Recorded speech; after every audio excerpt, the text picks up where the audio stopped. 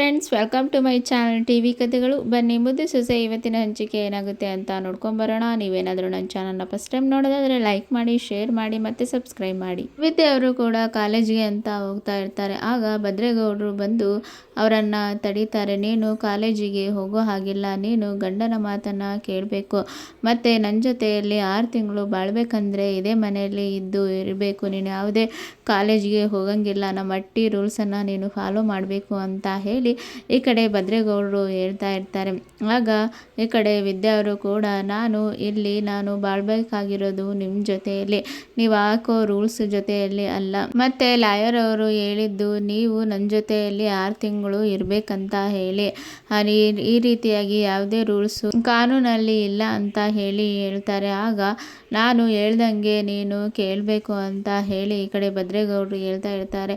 ತಡೀರಿ, ಈ ರೀತಿಯಾಗಿ ಕಾನೂನಲ್ಲಿ ಏನಾದ್ರು ಇದೆಯಾ ಅಂತ ಹೇಳಿ ನಮ್ಮ ಲಾಯರ್ಗೆ ಫೋನ್ ಮಾಡಿ ಕೇಳ್ತೇನೆ ಅಂತ ಹೇಳಿ ಹೇಳ್ತಾರೆ.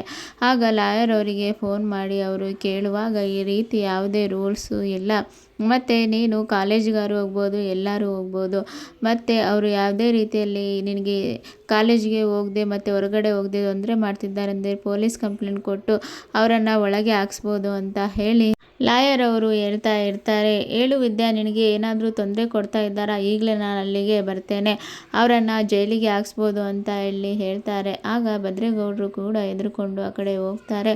ಮತ್ತು ಈ ಕಡೆ ವಿದ್ಯಾ ಅವರು 1 ನಿಮಿಷ ತಡೀರಿ ಮೇಡಮ್ ಅಂತ ಹೇಳಿ, ಹೇಗೆ ನಾನು ಹೋಗ್ಬೋದಾ ಇಲ್ಲ ಮನೆಗಿರಬೇಕಾ ಅಂತ ಹೇಳಿ ಕೇಳಿದಾಗ, ನೀನು ಏನಾದರೂ ಮಾಡಿಕೊಂಡು ಹಾಳಾಗೋಗು ಅಂತ ಹೇಳಿ ಭದ್ರೇಗೌಡರು ಹೇಳ್ತಾರೆ.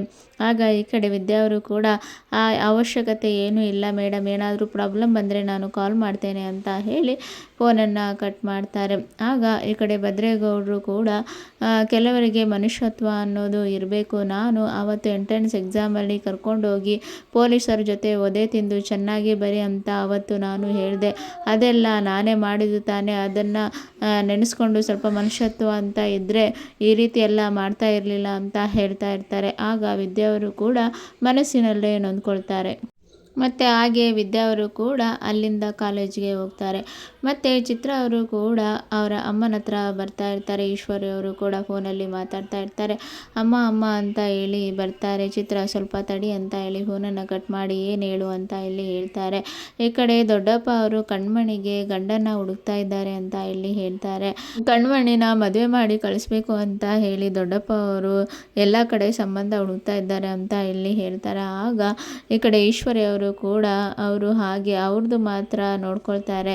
ಈಗ ಕೂಡ ಅವರು ಖುಷಿಯಾಗಿರಬೇಕು, ಅವ್ರ ಮಕ್ಕಳು ಖುಷಿಯಾಗಿರಬೇಕು ಅಂತ ಹೇಳಿ ಅವರದನ್ನು ಮಾತ್ರ ನೋಡ್ಕೊಳ್ತಾರೆ ಹಾಗಂತ ಹೇಳ್ತಾ ಇರ್ತಾರೆ. ಆಗ ಚಿತ್ರ ಹೌದಮ್ಮ, ನನ್ನ ಬಗ್ಗೆ, ಅಣ್ಣನ ಬಗ್ಗೆ, ವಿನಂತಿ ಬಗ್ಗೆ ಅವರು ಏನು ಯೋಚನೆ ಮಾಡಲ್ಲ, ಅವ್ರ ಮಗಳಿಗೆ ನೋಡಿ ಆಗಲೇ ಅವರು ಸಂಬಂಧ ಹುಡುಕ್ತಾ ಇದ್ದಾರೆ ಅಂತ ಇಲ್ಲಿ ಹೇಳ್ತಾರೆ. ಆಗ ಈ ಕಡೆ ಈಶ್ವರಿ ಅವರು ಕೂಡ ಇದನ್ನೆಲ್ಲ ನಾವು ಉಪಯೋಗ ಮಾಡ್ಕೋಬೇಕು, ಏನಮ್ಮ ನಿನ್ನ ಪ್ಲ್ಯಾನು ಅಂತ ಚಿತ್ರ ಅವರು ಕೇಳ್ತಾರೆ. ಆಗ ಈಶ್ವರಿ ಅವರು ಗಂಡಿನ ಕಡೆಯವ್ರನ್ನ ನಾವೇ ಹುಡುಕಿ ತಂದರೆ ಹೇಗಾಗುತ್ತೆ, ಅವರು ನಮ್ಮ ಮಾತನ್ನು ಕೇಳಬೇಕು, ಮತ್ತು ನಾವು ಹೇಳ್ದಂಗೆ ಅವರು ಕೇಳೋ ಹಾಗೆ ಇರಬೇಕು. ಹಾಗೆ ಬೀಗರು ನಮ್ಮ ಕೈಯಲ್ಲಿ ಇದ್ದರೆ ನಾವು ಟ್ರೆಜುರಿ ನಮ್ಮ ಕೈಯಲ್ಲಿರುತ್ತೆ, ಮತ್ತು ನಾವು ಹೇಳ್ದಂಗೆ ಕೂಡ ಅವರು ಕೇಳ್ತಾರೆ ಅಂತ ಹೇಳಿ ಈ ಕಡೆ ಈಶ್ವರಿ ಅವರು ಪ್ಲ್ಯಾನ್ ಮಾಡ್ತಾರೆ. ಅಮ್ಮ ನೀನು ಒಳ್ಳೆ ಪ್ಲ್ಯಾನ್ ಮಾಡಿದ್ದೀಯ ಅಂತ ಹೇಳಿ ಚಿತ್ರ ಅವರು ಕೂಡ ಇಲ್ಲಿ ಹೇಳ್ತಾರೆ.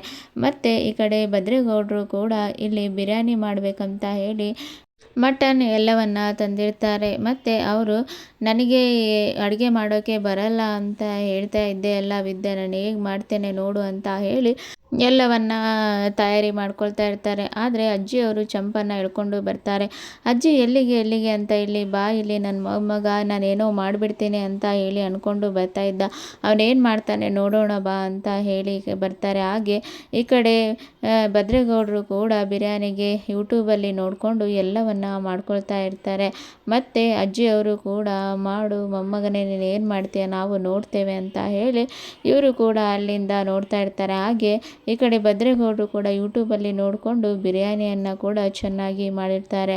ಅದರ ಸ್ಮೆಲ್ ಕೂಡ ಅಜ್ಜಿ ಮತ್ತು ಚಂಪಾಗೆ ಬೀಳ್ತಾ ಇರ್ತದೆ. ಹಾಗೆ ಈ ಕಡೆ ಭದ್ರೇಗೌಡರು ಕೂಡ ಬೆವರು ವಾಸನೆ ಬರ್ತಾ ಇದ್ದೇನೆ, ಎಲ್ಲ ಕ್ಲೀನ್ ಮಾಡಿ ಒಂದ್ಸರಿ ಸ್ನಾನ ಮಾಡಿ ಬರ್ತೇನೆ ಅಂತ ಹೇಳಿ ಹೋಗ್ತಾರೆ. ಮತ್ತು ಅಜ್ಜಿಯವರು ಬಂದು ಬಾ ನಾವು ಹೋಗಿ ಆ ಅಡುಗೆನ ಹಾಳು ಮಾಡೋಣ ಅಂತ ಹೇಳ್ತಾರೆ. ಆಗ ಚಂಪಾ ಅವರು ಕಷ್ಟದಿಂದ ಮಾಡಿದ್ದಾರೆ ಅಜ್ಜಿ, ಹೇಗೆ ನೀನು ಹೀಗೆ ಹೇಳಿದ್ರೆ ಹೆಂಗೆ, ಅವನಿಗೆ ಅವನ ಹೆಂಡತಿ ಮಾಡಿರೋ ಊಟನೇ ಚೆನ್ನಾಗಿ ಅನಿಸ್ಬೇಕು, ಅವ್ನು ಮಾಡಿದ್ರೆ ಅವನೇ ನಾನು ಮಾಡ್ಕೊಳ್ತೇನೆ, ನನಗೆ ಹೆಂಡತಿ ಬೇಡ ಅಂದ್ಕೊಂಡು ಬಿಡ್ತಾನೆ, ಬಾ ನಾವು ಹೋಗಿ ಅದನ್ನು ಕೆಡಿಸೋಣ ಅಂತ ಹೇಳಿ ಹೋಗ್ತಾರೆ. ಹಾಗೆ ಈ ಕಡೆ ಅವರು ತಮಗೆ ಬೇಕಾದಷ್ಟು ಬಿರಿಯಾನಿನ ತಕ್ಕೊಂಡು ಮತ್ತು ಅದರಲ್ಲಿ ಉಪ್ಪು ಖಾರವನ್ನು ಮಿಕ್ಸ್ ಮಾಡಿ ಇಟ್ಟುಬಿಡ್ತಾರೆ. ಮತ್ತು ಅಲ್ಲಿಂದ ಹೋಗ್ತಾರೆ. ಆಗ ಅದ ಸಮಯಕ್ಕೆ ಕೂಡ ಭದ್ರೇಗೌಡರು ಕೂಡ ಬರ್ತಾರೆ. ಬಂದು ನಂದು ಸ್ನಾನ ಕೂಡ ಆಯಿತು, ಬಿರಿಯಾನಿನೂ ಕೂಡ ಒಳ್ಳೆ ಸ್ಮೆಲ್ ಬರ್ತಾ ಇದೆ, ಊಟ ಮಾಡೋಣ ಅಂತ ಹೇಳಿ ಬಡಿಸ್ಕೊಳ್ತಾರೆ. ಆದರೆ ಖಾರ ತುಂಬಾ ಆಗಿರುತ್ತೆ. ಆಗ ಅವರು ಎದ್ದು ಈ ಖಾರ ಎಲ್ಲ ಸರಿ ಹಾಕಿದ್ದೆಲ್ಲ ಯಾಕೆ ಹೀಗಾಯಿತು ಅಂತ ಹೇಳಿ ಸಕ್ಕರೆನ ತಿಂತಾರೆ. ಮತ್ತು ಭದ್ರೇಗೌಡರು ಕೂಡ ನಾನು ಮಾಡಿದ್ದು ಈ ರೀತಿ ಆಯ್ತಲ್ಲ ಅಂತ ಹೇಳಿ ತುಂಬಾ ಬೇಜಾರಲ್ಲಿ ಇರ್ತಾರೆ. ಚಂಪಾ ಮತ್ತು ಅಜ್ಜಿಯವರು ಕೂಡ ನಾನು ನಿನ್ನ ಅಜ್ಜಿ ಮೊಮ್ಮಗನೇ, ನೀನು ಯಾವುದೇ ಕಾರಣಕ್ಕೂ ವಿದ್ಯಾನ ಅಷ್ಟು ಸುಲಭವಾಗಿ ಬಿಡೋಕೆ ನಾನು ಬಿಡೋದಿಲ್ಲ ಅಂತ ಹೇಳಿ ಈ ಕಡೆ ಅಜ್ಜಿಯವರು ಕೂಡ ಹೇಳ್ತಾರೆ. ಮತ್ತೆ ಭದ್ರೇಗೌಡರು ಕೂಡ ಇಲ್ಲಿ ತುಂಬಾ ಬೇಜಾರಲ್ಲಿ ಇದ್ದು ಮತ್ತೆ ಮನೆಗೆ ಕೂಡ ಎಣ್ಣೆಯನ್ನು ತಂದು ಕುಡಿತಾ ಇರ್ತಾರೆ. ಆಗ ವಿದ್ಯೆಯವರು ಕೂಡ ಇಲ್ಲಿ ಕುಡಿಯೋ ಹಾಗಿಲ್ಲ, ಇದು ಅಟ್ಟಿ ಅಂತ ಇಲ್ಲಿ ಹೇಳ್ತಾರೆ, ಇದು ನನ್ನ ಅಟ್ಟಿ, ನನ್ನಿಷ್ಟ, ಏನಾರು ಮಾಡ್ಬೋದು ಅಂತ ಇಲ್ಲಿ ಹೇಳ್ತಾ ಇರ್ತಾರೆ. ಆಗ ವಿದ್ಯೆಯವರು ಕೂಡ ಈ ರೀತಿಯಾಗಿ ಕುಡಿಯೋಕೆ ನಾನು ಬಿಡೋದಿಲ್ಲ ಅಂತ ಹೇಳಿ ವಿದ್ಯೆಯವರು ಕೂಡ ಹಠ ಮಾಡ್ತಾರೆ. ಮತ್ತು ಭದ್ರೇಗೌಡರು ಕೂಡ ಏನನ್ನ ಮಾಡ್ತಾರೆ ಅಂತ ಹೇಳಿ ನೋಡೋಣ ಮುಂದಿನ ಸಂಚಿಕೆಯಲ್ಲಿ. Thank you for watching.